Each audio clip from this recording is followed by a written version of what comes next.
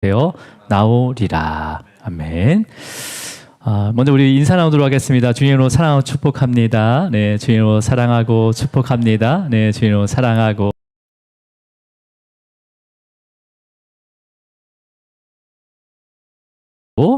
계속해서 얘기를 하고 있습니다.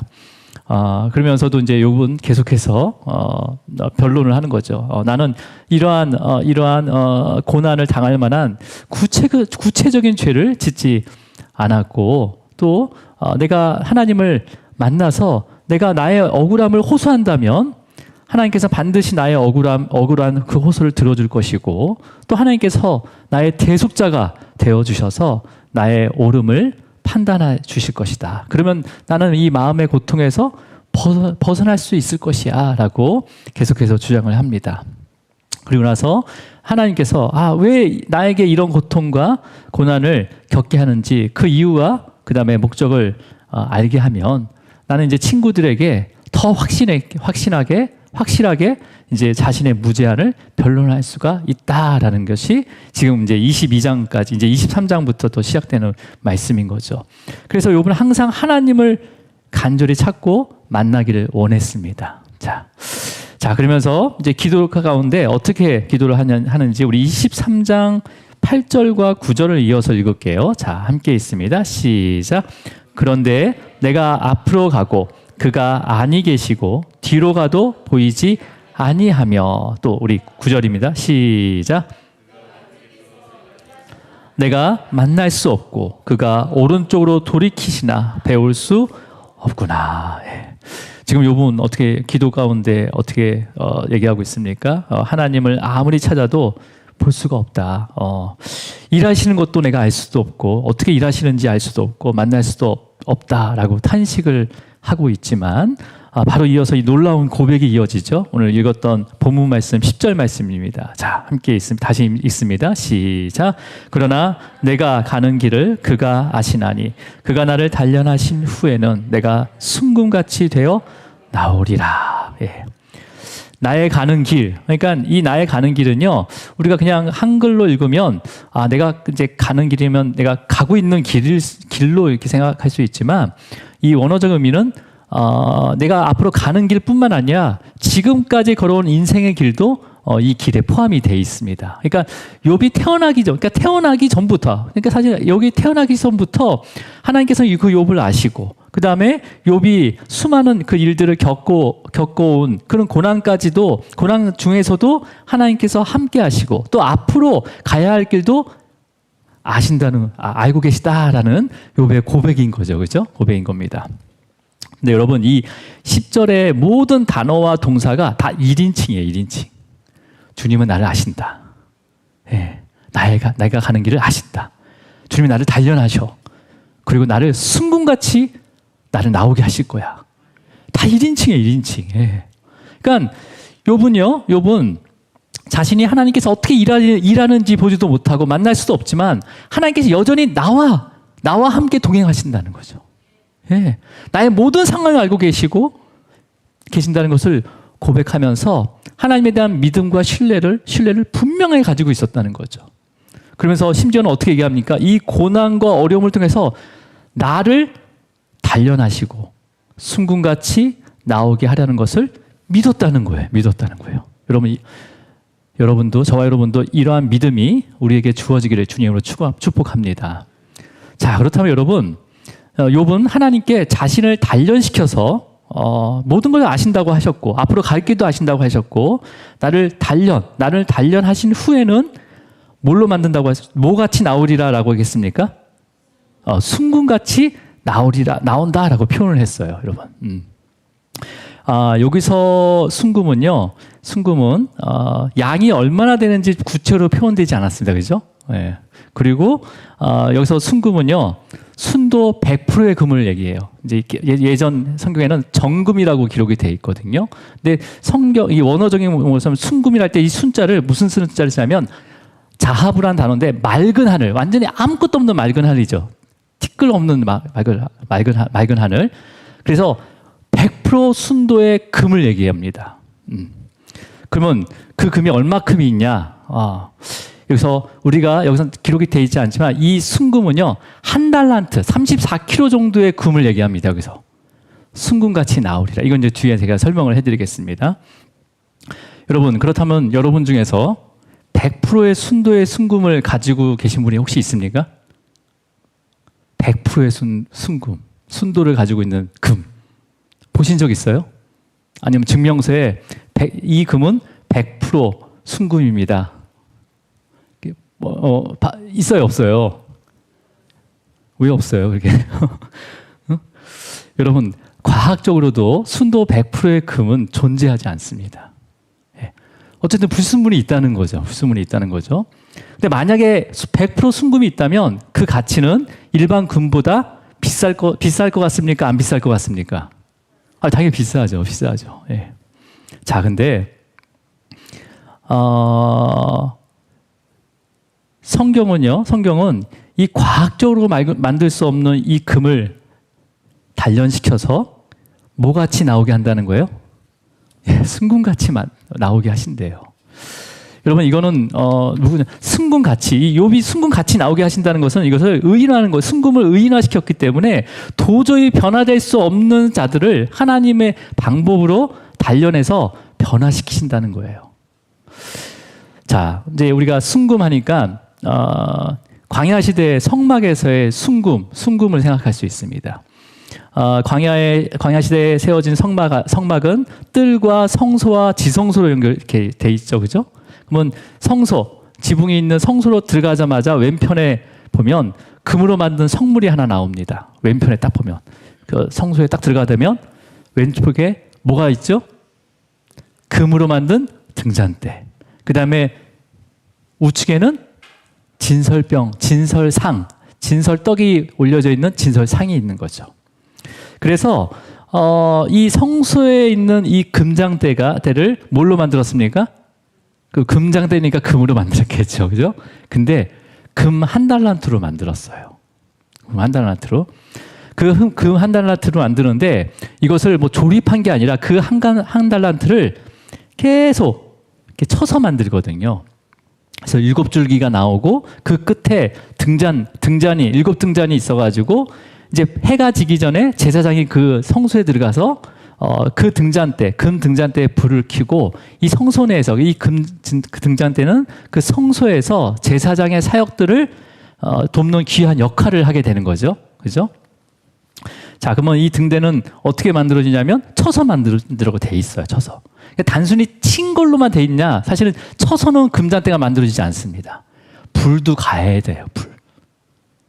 여러분, 철을 은이든 금이든 여러분 막 쳐가지고 그 모양을 만들 수 있을 것 같아요? 어느 정도 불도 가해져야 되거든요. 쳐서는 만들어지지 않습니다. 그러니까 금 한 달란트로 등잔대를 만들었으니까 금 한 달란트는요, 지금으로 이제 계산하면 34kg 정도 됩니다. 금이. 자, 근데 금을 이제 그 등잔대를 뭐 이렇게 녹여가지고 금을 녹여서 부어서 만드는 게 아니라 계속 때리는 거예요. 불을 달고 가면서 수없이 계속 쳐서 만들어냅니다. 이때 이렇게 금을 이렇게 쳐서 불에 달구고 그 다음에 쳐서 만들어낸다라는 뜻이 바로 바한이라는 단어를 쓰거든요. 그 단어가 바로 단련이라는 의미로 사용됩니다. 단련이라는 의미로. 자, 여러분, 금 한 달란트가 34kg이라고 했는데 지금 우리가 지금 한 돈에 얼마죠? 한 돈이라고 해요? 예, 20. 지금 아까 제가 찾아보니까 금시세를 쳐보니까 26만 원 정도가 되더라고요. 그러니까 한도는 3.75g 정도가 되는데 이거를 34kg로 나눠가지고 계산하니까 지금 시세로 한 26억 정도 됩니다. 예. 별로 26억 뭐 아무것도 아니죠, 그죠? 우리가 지금은 이제 돈의 가치가 많이 떨어졌지만은 그 당시에는 26억이라면 어마어마한 금액인 거죠. 그죠? 그래서 여기서 순금같이 되어 나오리라라는 것은 이 한 달란트의 금을 얘기하거든요. 자, 근데 여러분, 이 금 한 달란트 자체로도 어마어마한 가치잖아요. 그죠? 24억이라는 가치잖아요. 근데 지금 왜 성막에서 왜 쳤습니까? 왜 불에 달구고 왜 쳤어요? 목적이 있는 거예요. 그 목적이 있는 거죠. 똑같은 한 달란트의 금이 불에 달구고 그다음에 단련시키고 침을 당해가지고 뭘로 만들어지는 겁니까? 금 등잔대로 만들어지는 거잖아요, 그죠? 그러니까 새로운 모습으로 거듭이 나는 거예요. 새로운 모습으로 거듭이 나는 거잖아요, 그죠? 새롭게 거듭이 나서 하나님의 성소, 거룩한 성소 안에서 유일하게 빛을 비추는 가장 가치 있는 역할을 하게 되는 거죠. 그렇잖아요, 여러분. 금 한 달란트에 두 덩어리가 있어요. 근데 하나는 가치는 똑같아요, 그죠? 근데 이걸 막 쳐요. 불에 달고요. 그래서 금 등잔대를 만들어요. 값어치는 그 값은 똑같지만 그 역할에 대한 가치는 엄청나게 다른 거잖아요, 그죠? 맞습니까? 여러분, 하나님께서 하나님의 자녀로 택한 자녀는요, 금과 같이 소중히 여기십니다. 그렇죠? 네. 뭐 성경에 우리를 질그릇하게 했지만 사실은 이거는 묘사, 그냥 비유해서 말씀하시는 거고, 우리는 정말 금처럼 소중히 여기세요, 우리를. 그렇다면 그것만으로 만족하는 것이 아니라 하나님께서는 목적에 맞게 단련시킨다는 거예요. 단련시킨다는 거죠. 어떻게 단련시킵니까? 순금같이 만든다는 거예요. 순금같이 만들어서 가치 있는 삶을 살도록 하나님께서 만들어 가신다는 겁니다. 여러분, 베드로 사도는요, 이것을 분명하게 알았어요. 분명히 알았습니다. 우리 베드로전서 1장 6절 한번 읽어볼게요. 자, 베드로전서 1장 6절 말씀입니다. 자, 함께 있습니다. 시작.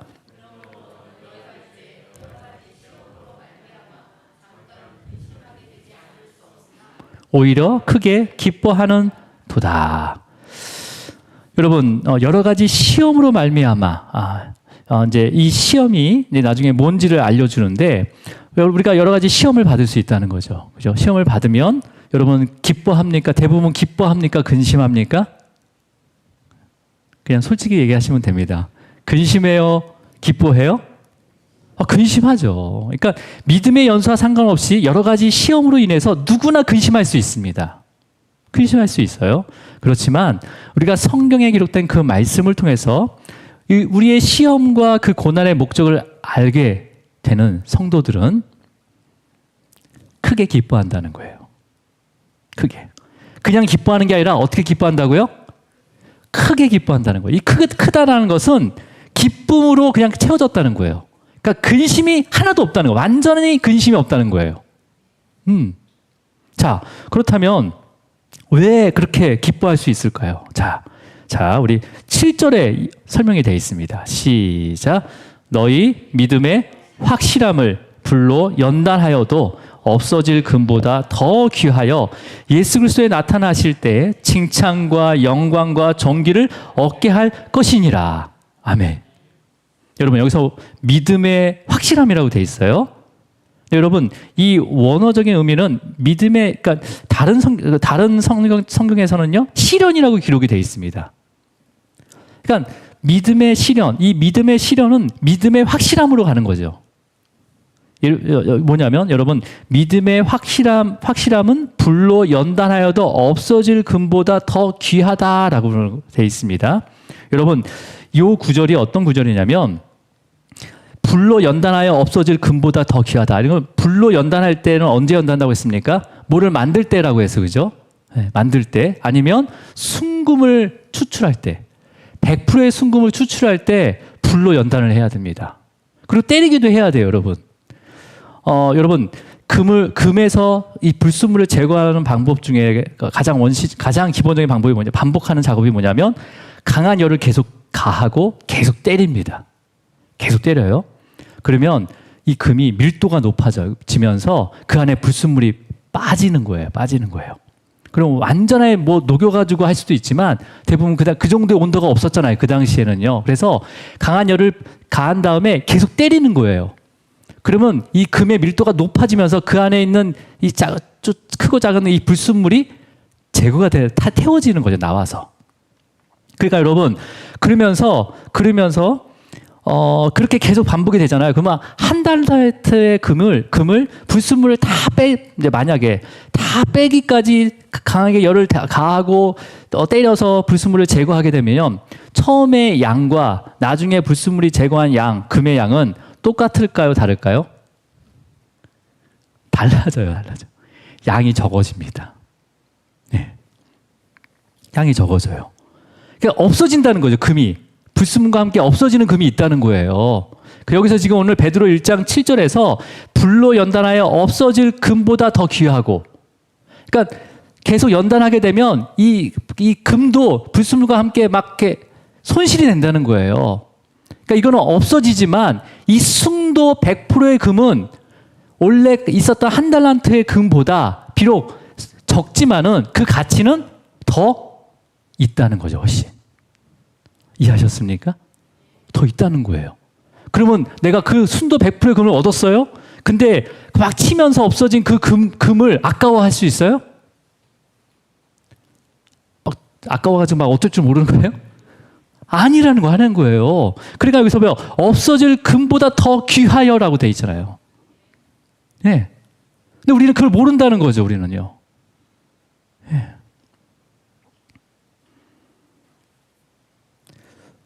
그러니까 우리는 수많은 시험을 통해서 단련된 그 믿음의 확실함을 증명받은 그 자들은요, 주님이 오실 때 누리게 되는 그 칭찬과 영광과 그 존귀가 단련되어 없어지는 금보다 더 귀함을 아는 자라는 거예요. 예. 네, 여러분, 이 베드로가 얘기한 말을 야고보 사도도 똑같이 얘기합니다. 똑같이 얘기해요.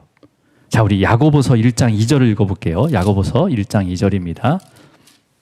자, 함께 읽겠습니다. 시작. 내 형제들아, 너희가 여러 가지 시험을 당하거든 온전히 기뻐 여기라. 여기 온전이라는 것은 크게라는 단어가 똑같습니다. 여러 가지 시험을 당하거든 어떻게 기뻐하라고요? 온전히 크게 기뻐하라는 거예요. 크게 기뻐하라는 거예요. 크게. 자, 그 이유가 뭔지 또 이어서 설명하는데 3절 한번 읽어보겠습니다. 시작.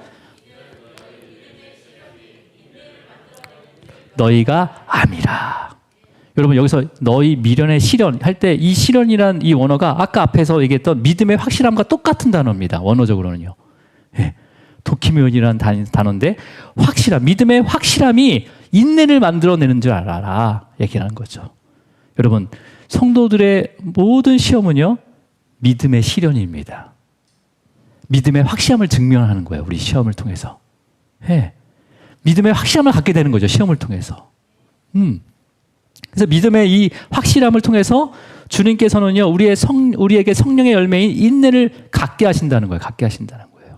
예. 여러분, 열매를 맺게 하기를 원하십니까? 그러면 믿음의 시련, 믿음의 확실함을 가지고 걸어가야 되는 거죠. 그죠? 예. 자, 우리 이어서 야고보서 1장 4절 읽어볼게요. 시작. 인내를 온전히 이루라. 이는 너희로 온전하고 구비하여 조금도 부족함이 없게 하려 함이라.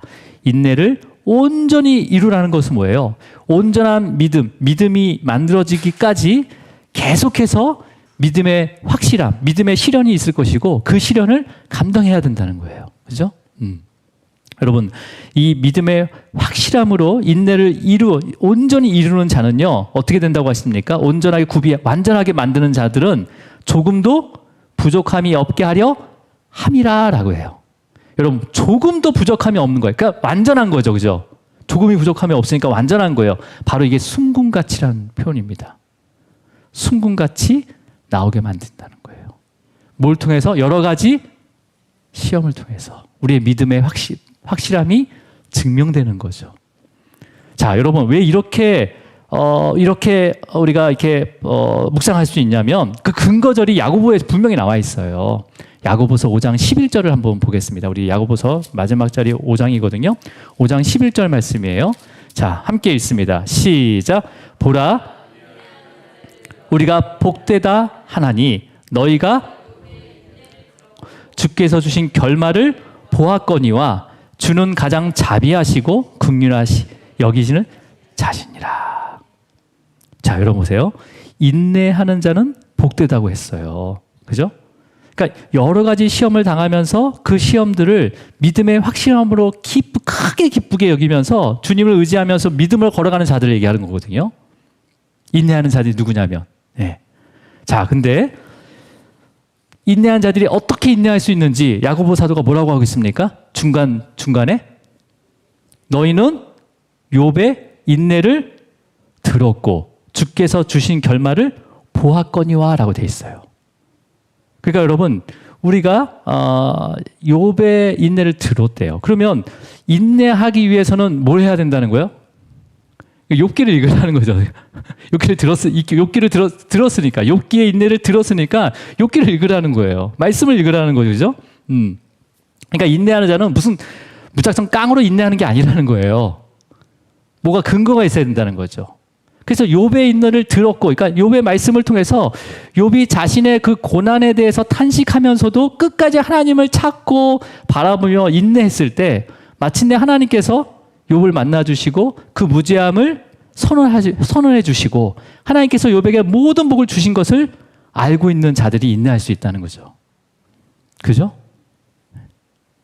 결말을 보았다고 하잖아요. 결국 하나님께서 욥을 만나 주시고 욥의 무죄함을 증명해 선언하시고 그리고 욥에게 많은 모든 복들을 주셨잖아요. 이걸 알고 있는 자들이 인내할 수 있다는 거죠. 근데 여러분, 여러 가지 시험을 당할 때, 물론 욥기, 감옥에서 가장 많이 읽히는 성경이 욥기라고 합니다.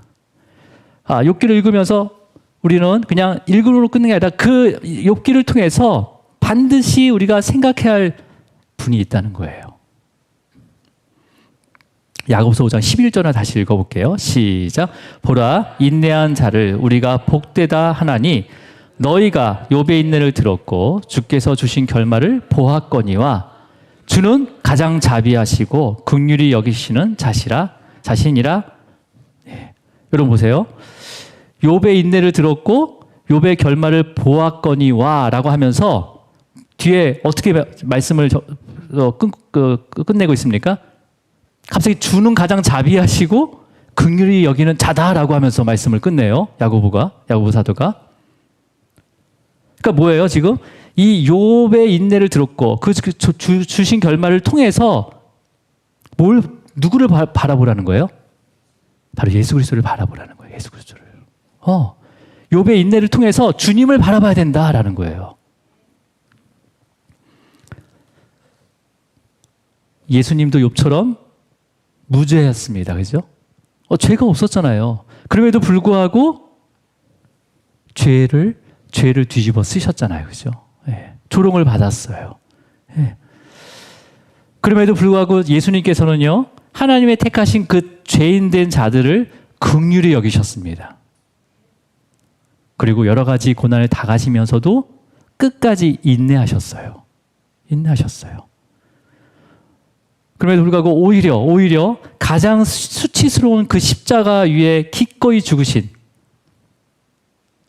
예수님의 그 자비하심으로 통해서 허물과 죄로 죽었던 자들에게 영원한 생명과 부활의 영광을 누리게 하셨습니다. 그 자비함이죠. 그걸 기억하라는 거예요. 예. 인내한 자들이 무엇을 통해서 우리가 인내할 수 있는 것인가? 예. 주님은 가장 자비하시고 긍휼히 여기시는 자다. 예. 자, 여러분, 우리가 육체의 옷을 입고 있는 동안에는요, 불순물이 계속 들어옵니다. 맞습니까? 불순물이 계속 들어오게 돼 있어요. 예.